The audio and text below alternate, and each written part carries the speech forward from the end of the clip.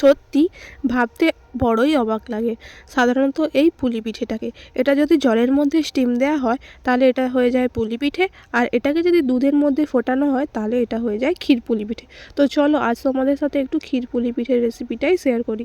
প্রথমে কড়াইতে পরিমাণ মতন চিনি দিয়ে দিয়েছি, যে যেমন মিষ্টি খেতে পছন্দ করবে তেমনই কিন্তু চিনি দেবে। চিনিটাকে কোনো জল না দিয়ে হালকা আঁচেই কিন্তু চিনিটাকে ভালো করে গলিয়ে নিয়ে এর মধ্যে দিয়েছি একটা এলাচ আর নারকেল কোরানো আর 1 চামচের মতন গুড়। এটাকে ভালো করে পাক দিয়ে নিয়েছি, আর কড়াইতে দুধটাকে গরম করতে দিয়ে এপাশে চাল গুঁড়োর মধ্যে গরম জল দিয়ে ভালো করে একটা ডো বানিয়ে নিয়েছি। খুব শক্তও ডো না, খুব পাতলাও ডো না।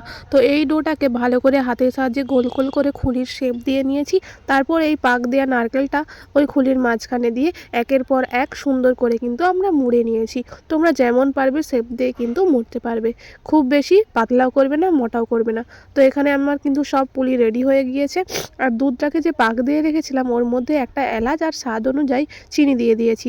ঠিক এরকমই গোল গোলভাবে যদি বাবলসের মতন হয়ে ওঠে তখনই ওই পুলিগুলো যে মুড়ে রেখেছিলাম ওটা ওই দুধের মধ্যে দিয়ে কিছুক্ষণ আর একটু পাক দিয়ে নিয়েছি। পুলিটাও ততক্ষণে সেদ্ধ হয়ে গিয়েছে আর ক্ষীরটাও রেডি হয়ে গিয়েছে।